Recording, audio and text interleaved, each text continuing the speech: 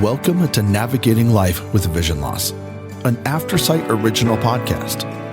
In each episode, we share stories, insights, and practical advice to help you navigate the journey of living with low vision or blindness. Together, we'll embrace each step with courage, grace, and hope. Hello, this is Kim Wardlow. I am your host for NLVL. I'm super excited to be here today with our guest, Julie Reiskin.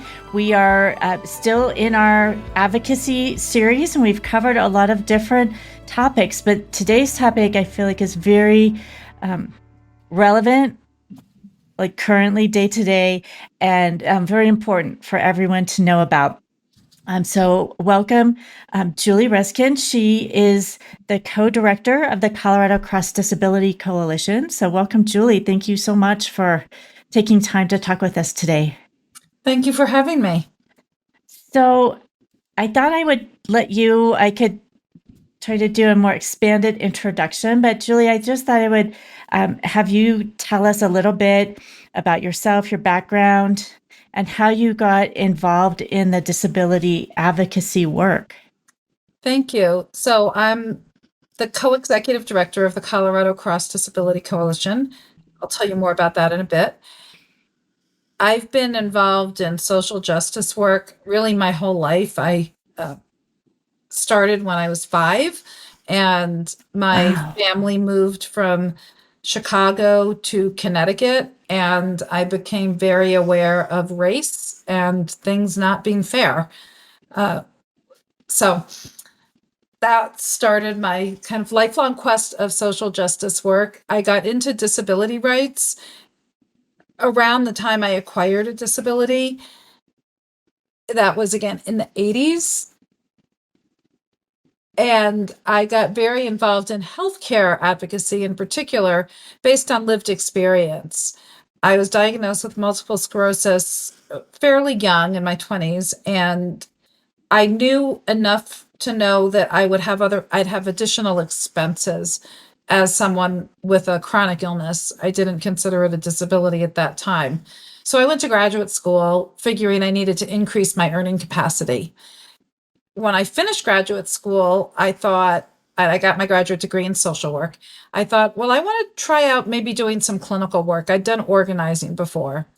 And I got a job as a school social worker, and then became forever uninsurable because I switched jobs. And that was before all of the healthcare reform we've had.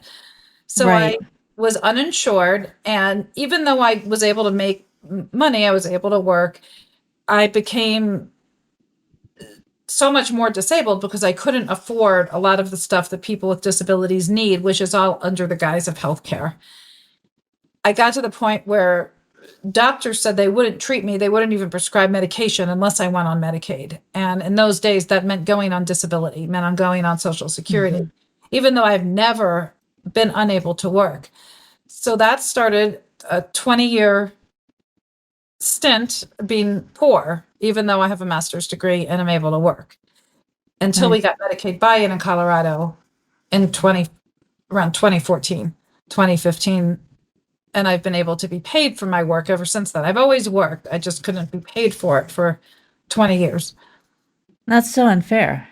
It is. But that learning that I became uninsurable really sparked my interest in healthcare policy, and that activism, and then also being kind of forced into being on benefits, being on Social Security, really sparked my desire for activism. Because what I thought is, I have a master's degree. English is my first language. I'd already had some work experience. I have every possible advantage when it comes to employment when we look at the broader disability community. Right. And if I wasn't able to make it work, how was that working for everyone else who might have less advantage than I started with? So I decided that what I was going to do is to work full time without a salary on disability issues, because I felt that that was necessary to get us to a place where we are now in Colorado, where people can actually work and earn money and have health care. But that just got me so involved with this that I realized there's so many more issues, and that's one we are now fighting very, very hard to defend our ability to keep having this program that lets 25,000 of us in Colorado work and have Medicaid. Mm-hmm. Well, and that's so important for so many reasons. The obvious reason is financial, but also just your mental health and self-esteem and, all those things. And the perception of people saying, oh, you don't work, you're just taking money. And it's like, well, if you're not given a choice and you're just working, yes, you're just working for free, but you are working. So there's just so many things about that wasn't right.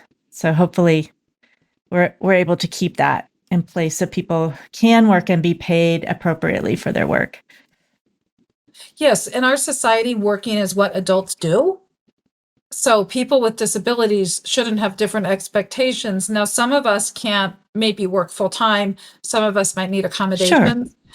There's a big gap between working a traditional 40-hour job in an office in a traditional setting and doing nothing. There's a lot of stuff that's not either of those two things. And right. Yeah. A big difference, just needing some accommodations. Right. And it does people with disabilities a huge disservice when there's an assumption that we can't or don't want to work. It's so true. Well, that kind of leads us into the Colorado Cross Disability Coalition and the mission of that organization and what you're doing there. Thank you. Our mission at the Colorado Cross Disability Coalition is to build power in the disability community for the purpose of advocating for social justice for people with all types of disabilities. And that's what cross disability means. That word was more understood when we were founded around 1990 with the passage of the Americans with Disabilities Act. That word isn't much understood anymore, but we keep it because we get to explain what it means when we talk to people. And what that means is that we believe people with all different types of disabilities do better on broad policy issues working together than working siloed. That doesn't mean, however, that we don't believe that there is a need for single disability organizations. For example, we have a great working relationship with the National Federation of the Blind. They focus on blindness. They are absolutely needed. We work with a lot of different organizations that work on one disability or work on one part of the community. Like they might work just in Aurora or just in Adams County. We're statewide and we work with all disabilities. We also use multiple strategies for our work. So when we talk about advocacy, that might mean litigation. It might mean lobbying and passing a law. It might mean working with the state to do a program differently. It might just mean community education. The integrated advocacy approach is we bring all of those together, but everything is centered on people with disabilities leading. And you also help people know how to participate and give them ways to participate, which I really appreciate, like with your newsletters and your emails and updates. Yes, that's really at the core of what we do. And that's why we put building power into our mission statement, because our core is not for a few of us to sit around and do stuff, but to engage the entire community and show everyone that people do have power. And the more of us that engage, the more powerful we become as a community. So our topic for today, of course, is state and local advocacy. And when we talk about that, what are we really referring to? I feel like sometimes folks, they hear the word advocacy being used in different ways and being encouraged to be an advocate and advocating, and they're not quite sure exactly what they're meant to be doing. Exactly. It is confusing. So let me explain. First of all, everyone probably has had the experience where they encounter something and they say, there ought to be a law against that. Or, yes, this is a law or this is a rule. Who decided that? That's really a bad idea. Advocacy is when people come together uh, systems advocacy. Individual advocacy is really speaking for another individual, but systems advocacy, it's when a group comes together and we try and change something that we don't like. And it often does start with someone saying there ought to be a law about this, or this law doesn't make any sense. And that's really what it is. And it's basically people coming together and organizing and finding out who's in charge, who's in power, getting to those people, persuading them to do what we want, and hopefully, eventually, having us be some of those people in power, people from our community being in office, and following that through the process. So the people in power, if, for example, if you're trying to pass a law, first it's going to be a committee, then it's going to be maybe a second committee. And so it'd be just the legislators on that committee. Then it's going to be all of the legislators. Then it's going to be the governor saying, don't veto this, sign this bill. So as you're working something through, there's different people that we're trying to convince. And then we also try and get our friends and other people we work for to convince. And when we talk about advocacy, it can be something as simple as, can you sign on to this petition, all the way up to, can you come to the Capitol with us and help us really lobby this bill?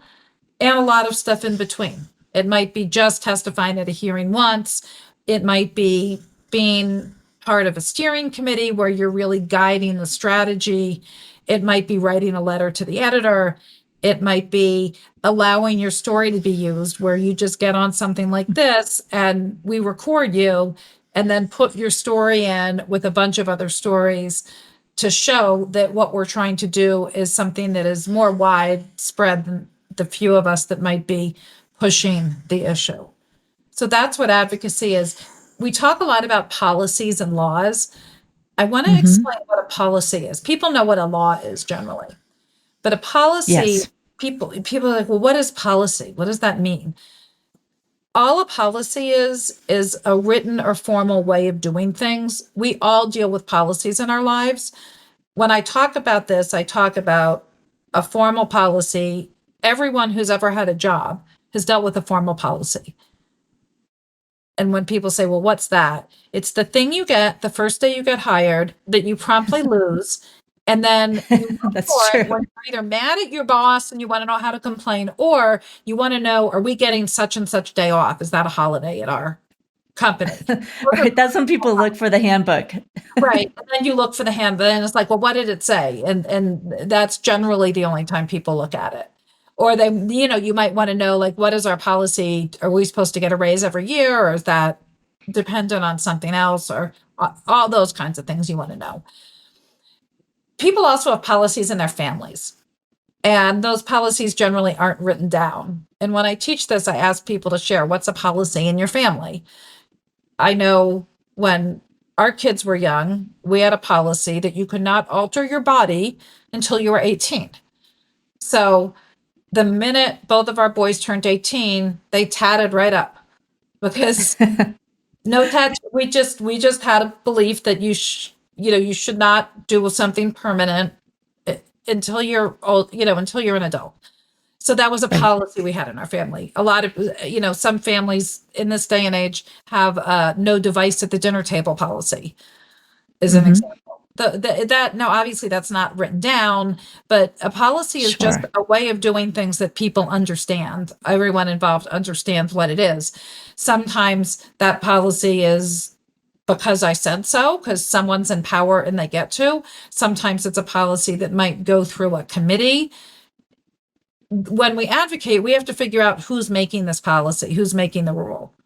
And because that's who we want to go to get them to change their mind. And again, it might be you're meeting with someone and persuading them, and that's all it takes. Sometimes it might be you have to get a rule changed through a body, through the government. And sometimes it might be you have to change a law. But all three are possible. You can advocate in all those areas. Absolutely. We do that all the time. So if an individual is wanting to have a voice to influence a policy or a law or a rule at their state or local level, can you walk us through like how a person would begin to do that? And certainly I think finding an organization or a group to work with is often very helpful, just because it just seems less daunting and intimidating to work with others and, to go it alone. And you have a more powerful voice and influence that way. Correct. Yes, we are more powerful when we work as a group and a community together. Absolutely. So the first thing is to understand what is it that you want to change, because that would determine, is this something on the local level or state level or even a federal level? But finding a group that you can work with would be a really good idea. There are people that do this just totally independently. I do think working in a community is the best way to do it, but it is possible to do this totally independently. Not everyone wants to be part of a group. So the first thing is to figure out what is it that you want to change and where is that nexus. So any kind of rule, so it's either going to be a law, which is something that's passed either by Congress and signed by the president, or at a state level is passed by the legislature and signed by the governor. It might be a regulation. Again, we have federal regulations and state regulations. Or it might just be a policy, like a way of doing things, a way that things are operating. And that might be formal or informal. It might be just something that a director decided. It might be something some kind of board decided. So the first thing is to figure out what is it that you want to change, and who has power over that. So an example is about a year ago, maybe, there were some changes announced with Access on Demand, which is the accessorides program that lets people use Uber or Lyft or a transportation network company instead of Accessoride. It gives people a lot more freedom. And one of the rideshare companies was allowing people to book a ride with multiple stops. So for example, if you're going to take it was Uber to work, you could book the Uber and that would count as a trip, but you could stop off at daycare and drop your kid off. So that was or on the way home, you could stop and run in to pick up a takeout or stop at the pharmacy. So because you're limited in trips, you only had so many trips a month. You didn't have to use an extra trip just for that. And that's also how non-disabled people might travel, right? They would. Right. That's a normal they wouldn't get way in the of doing car, things. take their kid to daycare, come home, get in the car again, and go to work. Mm-hmm. RTD realized that only Uber did that. The other rideshares didn't have that capacity, and said that couldn't happen anymore. Well, people got very upset. So what they had to do is figure out, was this some kind of law? Did the RTD board pass some rule about this? Was it the manager of Accessoride? Was it the head of RTD?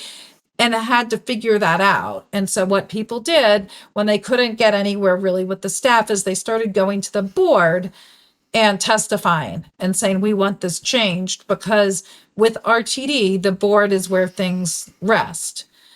Now, had the board come back, this wasn't the case, and said, well, there's a federal law that prohibits us from allowing you to take a trip with a stop. That would have then the advocacy would have had to go with the U.S. Department of Transportation. That was not the case here. This was an RTD decision. So going to the board was the right thing. Now, sometimes a system will say, oh, we can't do that because the federal government won't let us. We always say, check that out. Make sure that's true, because sometimes it's just an excuse. Sometimes it's real. So that's the first thing, is you've got to figure out who can solve the problem. And then what you've got to do is figure out, what do you do to convince them to go to your side? So what are the arguments on their side? Why might they oppose you? And we encourage people to really think about, what are the arguments of the other side is doing anything other than what you want. So you have to figure out what their arguments are.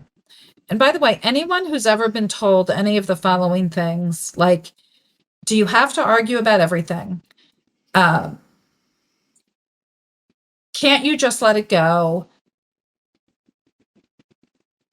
You're always trying to manipulate to get your way. any of those things, people might think they're a negative characteristic. We say if you've been told any of those things, you would be a great advocate, because that's what advocates do. We don't let things go. We argue, and we're always trying to find our way. Or can't you just accept the rules? Our job is to find a way around the rules. Now we have to follow the rules like everyone else, but our job is to figure out, well, how do we make it work? How do we make it work for people? So, for example, the argument of, well, it's not fair if only one company does it. It's not fair to the people in the other company. Our answer is, okay, then make the other company do it. Let's go to the highest level, not the lowest. Then there was an argument of, well, that's getting more service than people on regular accessoride get. Our argument is, well, why can't they do that too? And again, there would have to be some reasonableness of what actually calculates a second ride. So if someone is going 30 minutes out of their way, or they're having to wait in the car for 20 minutes while you do an errand, that might legitimately be a second trip. But if it's a couple blocks out of your way and it's 5 minutes, is that really a second trip? Those are the conversations. And when you do policy advocacy, you get into those and you actually get to have a say in that. It is really easy for any resident to really get in and have a say in these kinds of policies that affect our lives every day. You just have to show up. Do you feel like it's easier to have an impact at a local level, a city council type of level, than it is if you're looking at something at the state level, or does it really? It's just a different venue. It depends on where you live. There are some counties where it would be very difficult to make a change, and there are other counties where it is easier because it's always smaller. So smaller is always going to be easier in some way. But there are some counties that are very entrenched and it would be very hard to make a change. Some counties, there are only 3 commissioners. And so if 2 of them are people that are never going to change their mind, that's going to be hard. Whereas when you have a city council like Denver that's bigger, and if there are 2 that won't change their mind, you still have a number of others. And you're generally not going to have a ton of people like that really won't listen. Most people who run for office actually want to listen and like to talk to constituents. The higher up they get, the more insulated they become, and the less they're dealing with real people, which is a problem. So it's it's easier generally to do something on a local level. You do have less control on a local level. And then, obviously doing something at a state level is easier than doing something on a federal level. Sure. And certain things just lend themselves or are appropriate for those different levels. Certain types of rules and laws and things depend on the level. Correct. It depends on where the law originated. So, for example, if you have a problem if you want to change something about the way Social Security works, that has to be done at a federal level. The state has nothing to do with that, and neither does the local government. So you could waste time complaining to somebody who actually could not make any impact or make any change. Exactly. Are there tools or trainings? I know CCDC does training on how to advocate, but some of the best ways if somebody's just starting out. So I would, first of all, people can join CCDC, and our trainings are all free. And that's ccdconline.org. There's just a little form. If someone has trouble with a web form, they can just call and leave a message, and our staff will do it for them. You could also join other organizations, the National Federation of the Blind. So join an organization and see what they have. There are also some tutorials on this on places like YouTube. It's better to go through a trusted organization, because if you're new to this, you don't know really what is vetted and what is accurate, because there's also some inaccurate stuff out there. You can also go to the government themselves. You can go to City Council, the Colorado General Assembly website, even Congress, and they all have information on how to be involved and how things work. So that would be the first thing. But again, an advocacy group is probably the best.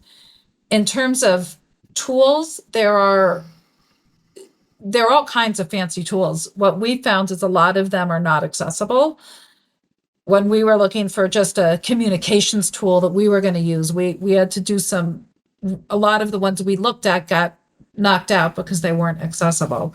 And as a disability org, we don't engage with businesses that aren't going to be accessible to everyone.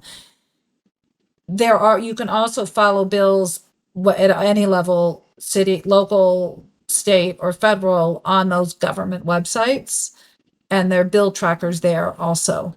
Hello, everybody. Thank you for listening to this episode of Navigating Life with Vision Loss.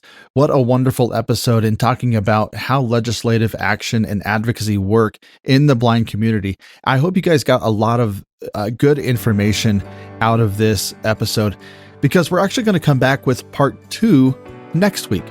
And you're going to want to tune in, because there's going to be a lot of things that you guys can learn about advocating for yourself, even in a local setting, whether it be city, your county, or even the state. So make sure you come back for that and learn how to make your voice heard.